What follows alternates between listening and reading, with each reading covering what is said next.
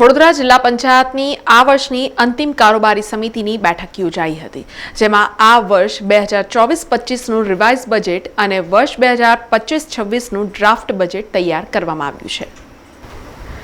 વડોદરા જિલ્લા પંચાયતની કચેરી ખાતે વડોદરા જિલ્લા પંચાયતની આ વર્ષની અંતિમ કારોબારી સમિતિની બેઠક યોજાઈ હતી। આ કારોબારી સમિતિની બેઠક અગાઉ કારોબારી સમિતિના સભ્યોની સંકલનની બેઠક યોજાઈ હતી।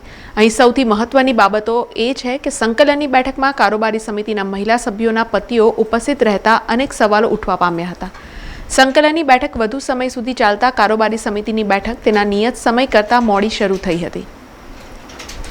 આ કારોબારી સમિતિની બેઠક કારોબારી સમિતિના અધ્યક્ષ નિલેશ પુરાણી અને જિલ્લા વિકાસ અધિકારી મમતા હીરપરાના અધ્યક્ષ સ્થાને મળી હતી। કારોબારી સમિતિની શરૂઆત પહેલા 2 મિનિટનું મૌન પાડી દેશના પૂર્વ વડાપ્રધાન મનમોહન સિંહના નિધનને લઈને તેમને શ્રદ્ધાંજલિ આપવામાં આવી હતી।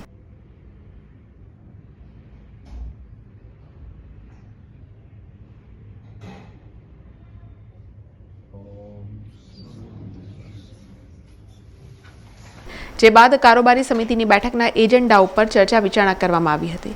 આ સાથે જ વર્ષ 2024-25નું રિવાઇઝ બજેટ અને વર્ષ 2025-26નું ડ્રાફ્ટ બજેટ તૈયાર કરવામાં આવ્યું હતું, જેમાં વર્ષ 2025-26નું આશરે 38 કરોડનું ડ્રાફ્ટ બજેટ તૈયાર કરવામાં આવ્યું હતું, જે હવે આગામી સમયમાં સભામાં રજૂ કરવામાં આવશે। આ સાથે જ બજેટમાં અન્ય પણ અનેક મહત્વની જોગવાઈઓ કરવામાં આવી છે, જે અંગે કારોબારી સમિતિના અધ્યક્ષ નિલેશ પુરાણીએ વધુ માહિતી આપી હતી।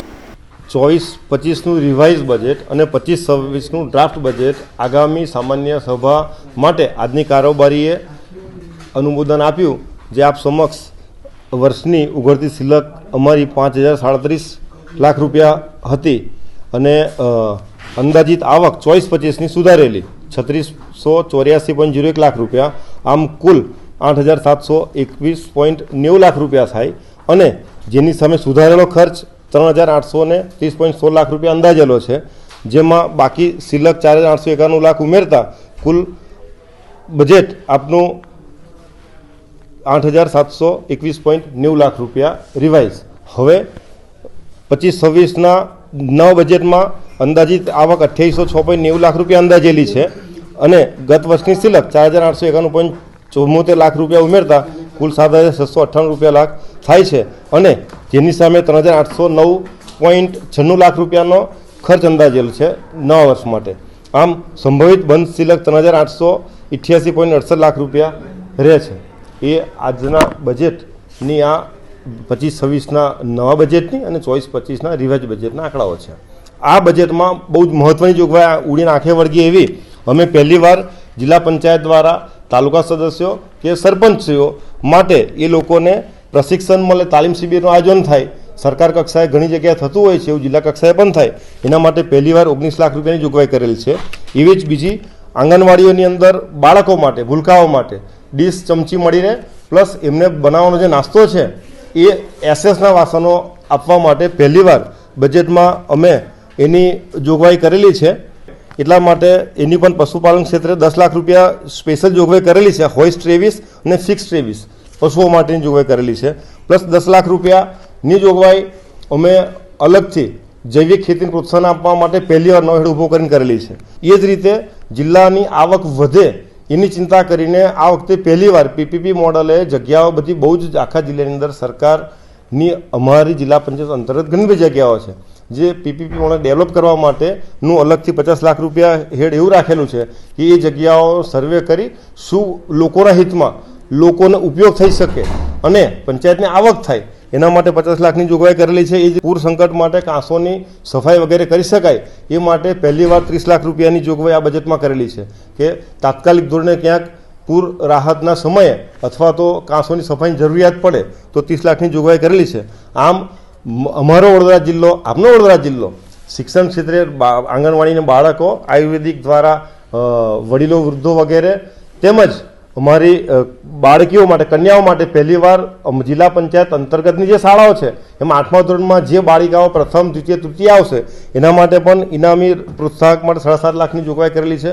આમ બજેટને સર્વાંગ સંપન્ન બનાવી વડોદરા જિલ્લો, આપનું વડોદરા જિલ્લો ગુજરાત રાજ્યના 33 જિલ્લાઓમાં જન સુખાકારીમાં લોકોના ઉત્થાન માટે વધુ વધુ કાર્યક્ષમ બને એવો વિનમ્ર પ્રયત્ન કરેલો છે અને લોકોના હિતમાં અમે શક્ય એટલું બધું સારા પ્રયત્નો કરી અને અમારા અધિકારીશ્રીઓ દ્વારા ઇમ્પ્લિમેન્ટ કરીને જનસુખાકારીમાં વધારો કરશું. આંગણવાડીઓ જિલ્લા પંચાયતે લગભગ 80ની આસપાસ બનાવી, અત્યારે પણ 50 લાખ રૂપિયા એના માટે મૂકેલા છે. પરંતુ નવી જે આંગણવાડીઓ છે, માનનીય ભૂપેન્દ્રભાઈ પટેલ સાહેબની સરકાર બહુ ચિંતિત છે. 33 જિલ્લાઓમાંથી 16 જિલ્લાઓ મોડલ લઈ અને ત્યાં જે આંગણવાડીઓ બાકી છે એ સરકાર બનાવી રહી છે. આપના જિલ્લાનું પણ લિસ્ટ સરકારમાં પહોંચી ગયેલું છે અને આગામી સમયમાં સમાવેશ થઈ અને જિલ્લાની એક પણ આંગણવાડી બાકી નહીં રહેશે. આ કારોબારી સમિતિની બેઠકમાં સભ્યોએ કેટલાક મહત્વના મુદ્દાઓ ઉપર અધિકારીઓને રજૂઆત કરી હતી. જોકે સભાના અંતે કારોબારી સમિતિના એક મહિલા સભ્યના પતિએ અધિકારીને આંગણવાડીના રિપેરિંગ કામ મુદ્દે રજૂઆત કરી હતી. ત્યારે મહિલા સભ્યના પતિની આ રજૂઆત ચર્ચાનું કેન્દ્ર પણ બની હતી.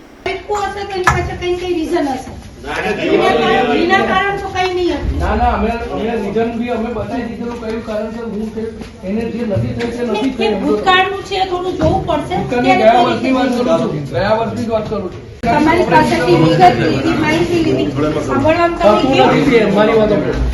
મને અહીંયા બરોડામાં 2 મહિનાથી અમે બાંધકામ જ પ્રાયોરિટી વાત કરી. એક પણ જિલ્લાનું કેન્દ્ર બાકી નથી, જેમાંથી જે પેલું થાય એ બનાવીએ છીએ. મારો કહેવાનો મતલબ છે કે જે સ્થળ પર આંગણવાડી નથી ત્યાં બધાને તમે સ્થળ પર તપાસ કરો, સ્થળ સ્થિતિ જુઓ કે ખરેખર એને અધીનતા આપવા જેવી હોય તો એને પ્રાધાન્ય પહેલા આપવાની જરૂર તમારી છે.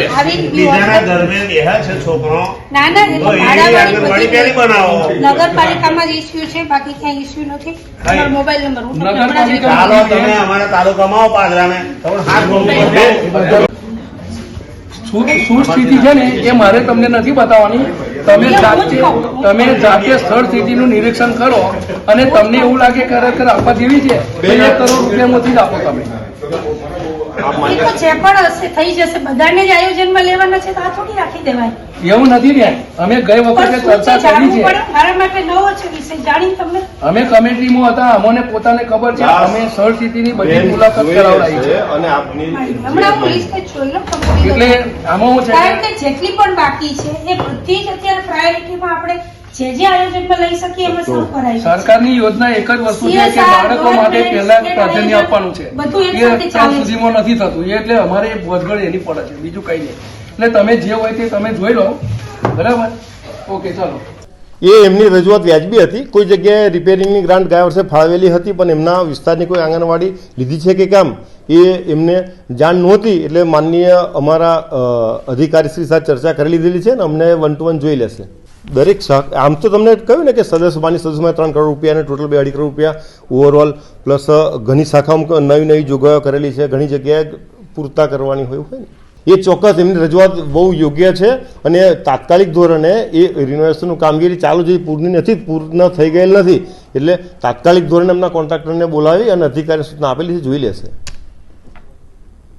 એમણે જે રજૂઆત કરી એમને ખ્યાલ નહોતો, અત્યારે બધી માહિતી એમને મળી ગઈ ને મોટાભાગની કેન્દ્રો એમના આયોજનમાં લેવાઈ ગયા છે. હવે કોઈ ઇસ્યુ નથી. એ અમે કીધું છે કે બેને રજૂઆત કરવી જોઈએ. એમના પ્રતિનિધિ તરીકે આવ્યા, એઝ એ અરજદાર અમે બધાને જવાબ દેવા બંધાયેલા છીએ. બરાબર બરાબર, હું અરજદાર માનું છું એમને, સભ્યપતિ તરીકે નહીં, મેં એમને અરજદાર તરીકે જવાબ આપ્યો છે.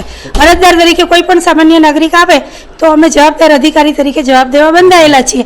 અને એમને માહિતીના અભાવે જ આ ગેરસમજ થઈ છે. અત્યારે એમને તમામ માહિતી આપી દેવામાં આવી છે, હવે કોઈ પ્રશ્ન નથી. એ તો તમારે એમને પૂછવું પડે. દરેકને પોતાની સભ્યતા કેમ જાળવવી એમને વિચારવાનું હોય. બરાબર છે, અમે સરકારના પ્રતિનિધિઓ છીએ, અમે નિયમથી કામ કરીએ છીએ. એમને પૂછો તમે. સમાચારોના સતત અપડેટ માટે TNN ન્યૂઝને YouTube પર સબસ્ક્રાઇબ કરી બેલ આઇકોન પ્રેસ કરો અને અમારી સાથે જોડાયેલા રહો Facebook, Instagram અને Twitter ઉપર.